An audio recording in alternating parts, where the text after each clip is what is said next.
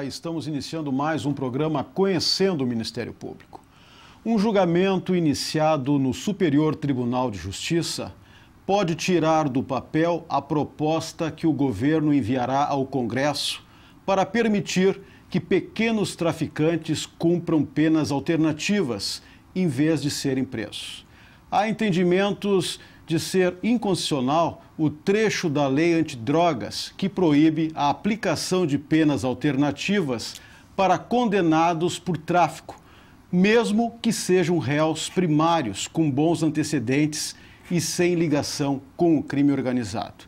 Enquanto isso, o Rio de Janeiro vive um clima de guerra provocado pelo tráfico de entorpecentes. Aqui, na região metropolitana de Porto Alegre, 4 operações efetuadas recentemente desferiram golpes contra quadrilhas e mais de 30 pessoas acabaram presas. Portanto, o tráfico de drogas é nosso enfoque. Para falar sobre o assunto, convidamos o promotor de justiça Ricardo Herbstreit, que atua na especializada criminal da capital. Doutor Ricardo, é um prazer tê-lo aqui conosco no programa. Vamos falar sobre drogas. Mas a primeira pergunta que faço é a seguinte: se essa tese realmente for levada adiante, os juízes vão acabar trocando as penas de prisão por penas restritivas. E aí, essas propostas que estão em andamento no Congresso, não sei como ficam. Bom, a primeira coisa que nós temos que ter presentes é que há um equívoco de enfoque nessa questão do pequeno traficante. O tráfico, ao contrário de alguns outros delitos, como nós podemos citar até o homicídio, um roubo, quem sabe, o tráfico jamais é uma ação isolada. O tráfico faz parte de uma estrutura organizacional complexa. Ela se inicia lá no altiplano boliviano ou no charco pantaneiro com as plantações de maconha ou de cocaína, ou mais longe ainda, lá no Triângulo Dourado na Ásia com as plantações de papoula, e através de uma logística complexa, desde produção, refino, logística de transporte, corrupção de agentes públicos, corrupção de fronteiras, enfim, ela chega ao consumidor final. Então, aquele traficante que aparentemente é pequeno traficante, que ele tem um movimento aparentemente relevante, ele faz parte, ele é a engrenagem, ele é um dente de uma estrutura extremamente complexa e é assim que ele tem que ser considerado. Nós jamais poderemos considerar o traficante pequeno ou jamais poderemos considerar o traficante como um ser isolado em um crime. Ele é um elo em uma cadeia extremamente complexa e assim deve ser compreendido, e assim deve ser julgado e assim deve ser punido. Pois é, mas há pessoas, doutor Herbstreit, que entendem o seguinte: esse pequeno traficante, o senhor não quer que fale em pequeno traficante, digamos, o primário, ele entra na cadeia, mas quando sai, ele sai pior, e às vezes ele sai integrando, digamos assim, um esquema de tráfico de drogas. Quer dizer, ele sai pior de quando entra. O equívoco está aí, exatamente ao acreditar que quando ele entra na cadeia, ele já não faz parte de um esquema. Mesmo ele sendo primário, mesmo ele traficando pequenas quantidades, quando ele entra na cadeia, ele já faz parte de um grande esquema criminoso e assim ele deve ser tratado. É evidente que nós devemos dar tratamento diverso ao líder da cadeia, ao capo, ao chefe, aquele que mobiliza toda uma região, toda uma vila, não é? Daquele encarregado do ponto de venda na ponta. Não é? Esse encarregado, e nós sabemos através dos estudos que as organizações criminosas se estratificam em pelo menos 4 níveis, desde os chefes, considerados diretores, passando por gerentes, até os operadores e, em um 4º nível, aqueles encarregados da logística. Esses de níveis mais subalternos, é evidente que devem ter um tratamento diferente, talvez até mais brando, porém não brando a ponto de cumprirem penas que não a pena privativa de liberdade, porque é só essa pena. É só essa pena privativa de liberdade que retira da organização criminosa, que é o tráfico de entorpecente, as condições para continuar agindo, para continuar causando danos como causa. E as ações também da polícia, do Ministério Público, não só aqui em Porto Alegre, mas em todo o país, têm mostrado que o comando, em muitas delas, o comando vem exatamente de dentro das cadeias. Essa é uma outra questão extremamente preocupante. Nós, há muitos anos, trabalhamos essa questão do enfrentamento ao crime oriundo de dentro de presídios. Aquilo que nós chamamos de trabalho redundante, que é uma expressão que inicialmente jocosa, que é prender o preso. Nós trabalhamos com isso há muitos anos e preocupados. Desenvolvemos até mesmo, em alguma época, um sistema de bloqueio de celulares aqui nas penitenciárias da região de Charqueadas, mas nos preocupa sobremaneira isso, porque isso tem um custo muito grande para o Estado. Porque, a par do trabalho feito pelas polícias, pelo Ministério Público, de recolher os traficantes, recolher não só traficantes, mas assim os chefes das organizações criminosas, eles continuam liderando os seus comandados de dentro das cadeias. Isso é um ponto fundamental para que se tenha sucesso no combate à criminalidade organizada. Pois é, o celular é o grande problema, digamos assim. Entram dentro das cadeias, não há como bloquear essas ligações dos celulares nas cadeias, não tem como um projeto para bloquear, para que os presos, mesmo que esses aparelhos entrem nas cadeias, eles não consigam fazer as ligações? Tecnicamente é impossível. Nós conseguiríamos bloquear, ter bloqueadores de celulares eficazes para uma determinada tecnologia, mas a tecnologia ela muda, ela avança e hoje com os aparelhos, os aparelhos com acesso à internet, isso começa a se tornar muito fácil, os acessos, nós temos percebido conexões de banda larga, conexões de banda larga via celular, de dentro de presídios, com acessos a sites, com acesso a redes de relacionamento, ou seja, cada vez mais a comunicação se expande para o mundo como um todo e cada vez mais o crime organizado utiliza a comunicação também para as suas finalidades. Então, nós temos que trabalhar de forma que o celular não entre no presídio. E para isso nós temos que trabalhar exatamente a questão afeta a quem entra no presídio, a como entra, né? E especificamente o trabalho no combate à corrupção de agente público que possa inserir telefones celulares dentro do sistema prisional. Pois é, e falando em celulares, esses dias eles estão usando agora até pombos, correios, para levar celulares para as cadeias. Aqui em Porto Alegre foram apreendidos, né, 2 pombos com celulares, quer dizer, colocaram ali Eram chips apenas, chips de celular. Sim, mas é o que faz funcionar. É o que faz funcionar. Sim. É para ver a necessidade que o crime tem de se comunicar.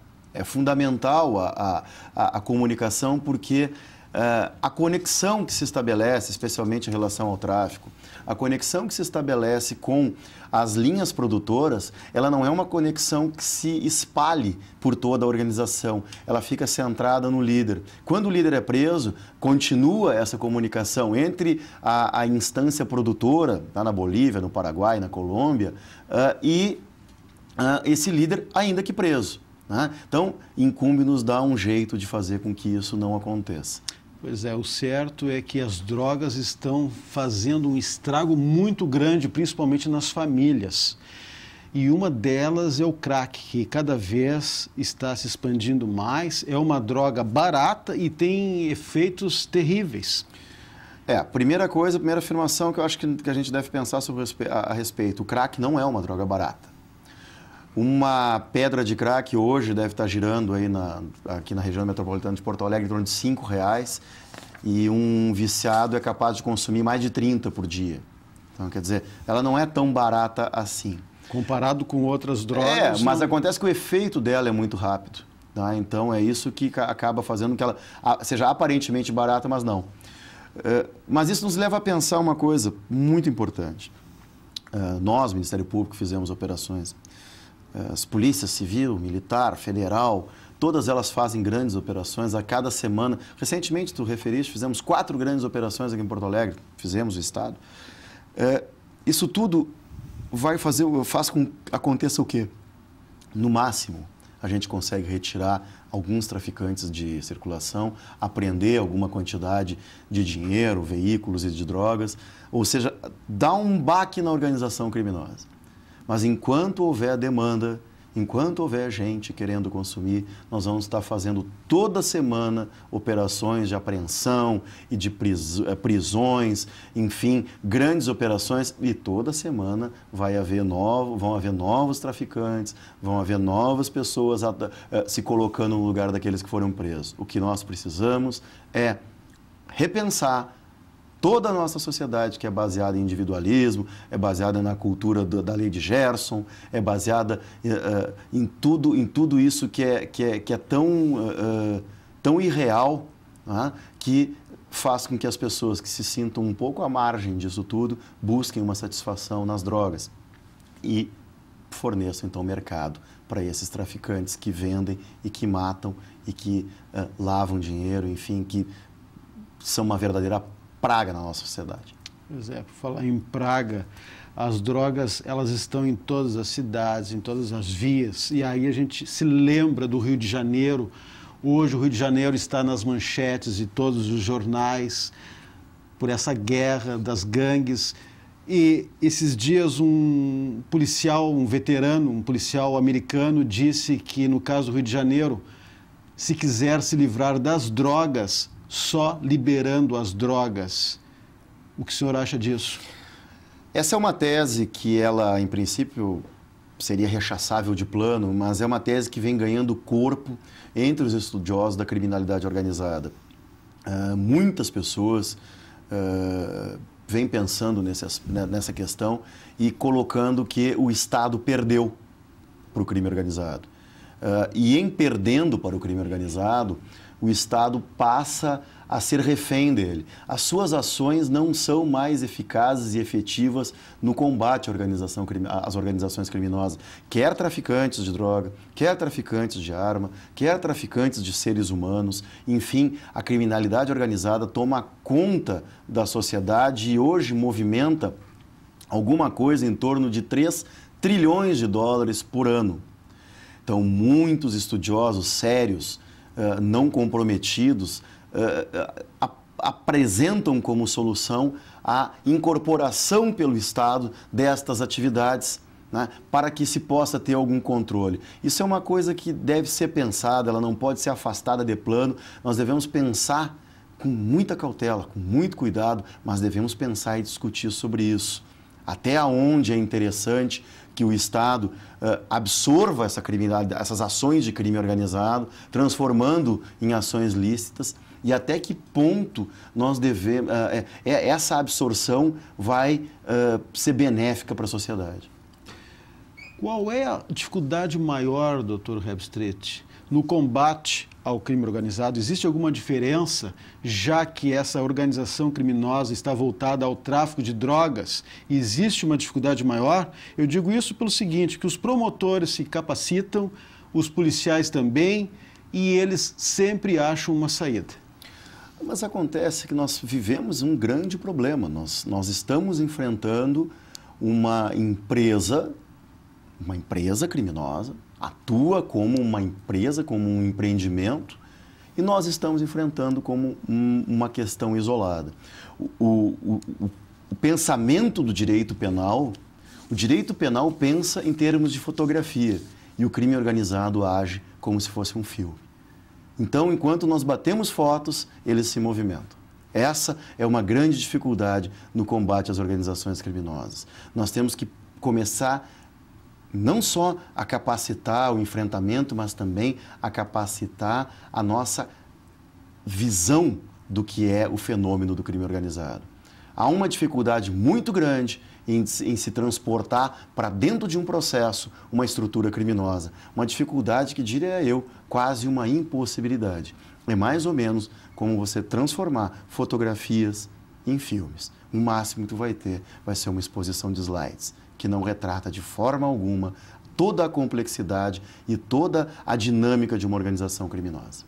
E falar em organização criminosa realmente deve ser complexa essa investigação, tanto do Ministério Público, da polícia. E aí eu lhe pergunto o seguinte, o planejamento estratégico, aonde entra esse planejamento estratégico? Porque não é fácil, né? Prender ali o que está distribuindo drogas, tudo bem, mas pegar o grande chefão da droga, tem que haver um planejamento estratégico para tudo isso?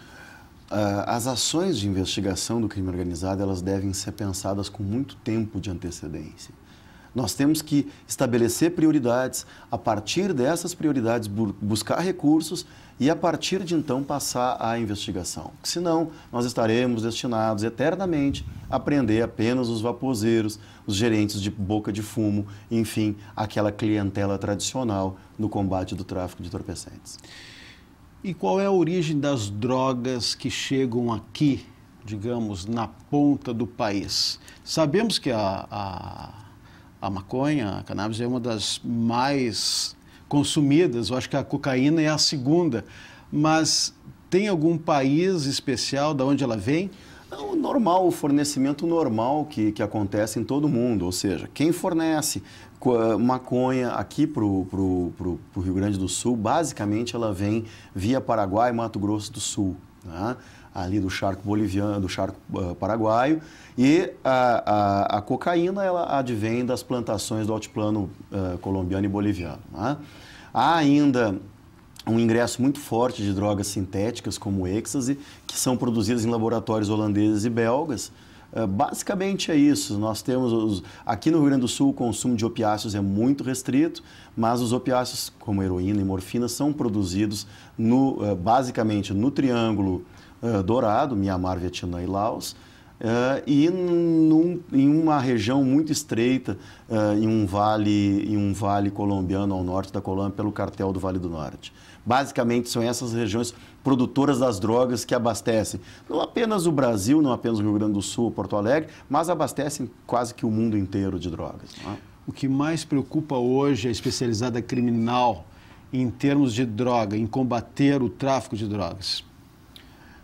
Em termos de... a nossa preocupação é exatamente com a dominação que o crack vem apresentando na região metropolitana. Há uma preocupação nossa, não da especializada criminal, não do Ministério Público tão somente, mas de toda a sociedade com a expansão do crack, porque o crack tem efeitos devastadores em razão do alto poder viciante que tem, né?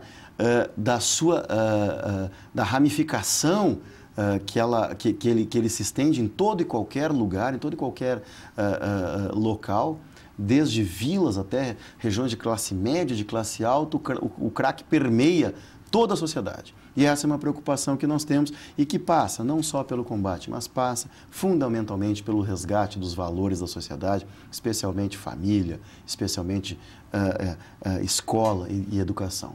Enquanto nós nos mantivermos na cultura do cada um com seus problemas, nós vamos nos manter nessa cultura de compra e venda de drogas. E o flagrante é muito difícil quando é montado uma operação, uma ação para pegar determinados traficantes. É muito difícil o flagrante? Como funciona assim na prática? Não. Se você quer fazer prisões em flagrante tão somente, vai prender única e exclusivamente pequenos traficantes de pontos de venda importantes na estrutura da organização, mas que serão substituídos imediatamente. O problema não é um flagrante de tráfico de drogas, isso é uma coisa relativamente fácil, talvez até poderíamos dizer, de se fazer. O complexo é você conseguir mapear uma organização criminosa e tentar desmontar de forma que ela demore a se reestruturar. Não que não vá, mas que demore a se reestruturar. E isso até montar todo o quebra-cabeça, montar toda a organização dessa ação, dessa operação, e isso demanda tempo. Demanda tempo, demanda recurso, demanda tempo, recurso material e recurso humano. Né? Ultimamente eu posso te dizer que a gente tem enfrentado, até não temos grandes problemas de recursos materiais, mas os recursos humanos às vezes nos faltam. Às vezes nós temos, como eu brinco, software, hardware e nos falta peopleware para dar conta de toda a demanda que nós temos. Já que o senhor falou nisso, a internet hoje é uma ferramenta que eles estão usando cada vez mais. Eles e nós. A internet, a globalização, ela se dá para o bem e para o mal. Tá? A globalização nos permite que um exame de rotina nosso, feito aqui em Porto Alegre, seja analisado por um médico em outro país, por uma questão de custo, nos permite viajar, estar aqui agora, daqui a um pouquinho estar em outro país, nos permite compreender culturas, nos permite ultrapassar fronteiras, permite também que o crime faça tudo isso com muito mais facilidade. Enquanto nós estabelecemos fronteiras, né, estabelecemos alfândega, estabelecemos limites territoriais para as nossas polícias, para a nossa soberania, o crime não tem nada disso, ele ultrapassa fronteiras, ele passa por guardas de fronteira, ele corrompe, ele suborna e para ele o mundo é uma porteira aberta, feita única e exclusivamente de oportunidades. Não tem como comparar, né, com 20 anos atrás. Não, avançou muito, a criminalidade avançou muito. O mundo é totalmente diferente e o crime, nós temos que ter sempre presente, é feito por pessoas muito espertas, tá? Que talvez não tenham, muitas vezes, cultura formal, tá? E outras vezes tem doutores a serviço do crime, mas é feito por pessoas espertas e que principalmente sabem aproveitar oportunidades. Se existe a oportunidade de lucro, pode ter certeza, o crime está lá. O Ministério Público, ele é obrigado a denunciar uma quadrilha de traficantes. E aí vem a prova. Em termos de prova, o que o Ministério Público usa, né? E aí tem que ser na investigação, quais são as ferramentas que o Ministério Público usa para depois obter essa prova do tráfico de drogas? Nós usamos todas as ferramentas que a lei nos permite usar. Desde interceptações telefônicas até análises de documentos, análises de movimentação financeira, vigilância, enfim, tudo o que a lei nos permite usar, nós usamos. Porque nós precisamos construir um caso robusto, para que todo um trabalho de investigação não seja jogado fora. A infiltração de agente também. Infiltração de agente é mais rara, mais complicada, até pela dificuldade de recursos humanos que nós temos, mas já foi utilizada e, se necessário, será novamente. No caso do Rio de Janeiro, como o senhor vê, existe, claro, uma diferença, comparando, é muito grande, mas acha também que seria possível um avanço maior das autoridades, uma repressão maior das autoridades nas vilas, nos morros, nas favelas? O caso do Rio de Janeiro, ele tem questões muito peculiares à cidade do Rio de Janeiro. Então, eu acredito que o Estado tem que se fazer presente novamente, não necessariamente o Estado polícia, tá? Não o Estado repressão, mas o Estado de assistência primária, o Estado da saúde, o Estado da educação, o Estado do bem-estar. Esse Estado é que tem que se fazer presente naquelas regiões que hoje são dominadas por um Estado paralelo, que é o Estado do tráfico. Tá? E o Estado e a instituição tem que voltar a ter e a mostrar que tem o poderio e o domínio territorial sobre o Rio de Janeiro. Fazendo isso, eu acredito que nós possamos retomar esses territórios que hoje não são territórios do Rio de Janeiro, são territórios do tráfico. Tem alguma droga nova aparecendo no mercado? Existem algumas coisas diferentes aí aparecendo, tipo o GHB, que é também droga, mais no campo das drogas sintéticas, né? O Sim. GHB, o Air, que é chamado exatamente porque ele parece um vidro onde não tem nada. Normalmente drogas estimulantes e alucinógenas, né? Sim. Mas o que nos preocupa mesmo não são as novas, são as drogas antigas. Sim, essas tipo continuam. crack, cocaína, maconha, essas aí continuam e infelizmente vão continuar por muito tempo. Bom, o senhor tem 2 minutinhos aí para aquele recado final da sua promotoria, né? Para falar sobre suas preocupações, sobre o seu trabalho. A preocupação que nós temos sempre é no combate às organizações criminosas. Mas essas organizações, elas, embora o tráfico seja das mais relevantes, nós temos que pensar sempre que o crime existe no vácuo do Estado ou o crime existe quando o Estado deixa que ele exista. Então, Enquanto nós tivermos agentes públicos se corrompendo, enquanto nós tivermos agentes públicos permitindo que o crime aconteça, ele vai crescer e vai florescer. O crime procura lucro, o crime não tem ética, o crime não tem caráter. O crime quer é lucro. Se for fácil conseguir, ele vai conseguir aqui. Se aqui fica mais difícil, ele vai para outro lugar. A nossa missão é tornar a vida deles o mais difícil possível, quer atacando as raízes do crime, quer atacando aqueles que deixam o crime se estabelecer. Ok, Dr. Ricardo Herbstreit, foi um prazer tê-lo aqui conosco no programa. Quero lhe dar parabéns pelo seu trabalho. O senhor que há muito vem combatendo o tráfico de drogas em Porto Alegre, e por que não no estado, né? Várias operações têm sido desencadeadas aí pela especializada criminal de Porto Alegre. Mais uma vez, quero lhe agradecer a sua gentileza em aceitar o nosso convite para comparecer aqui no programa. Nós vamos ficar por aqui e na próxima semana voltaremos com mais um assunto de interesse no Conhecendo o Ministério Público. Até lá!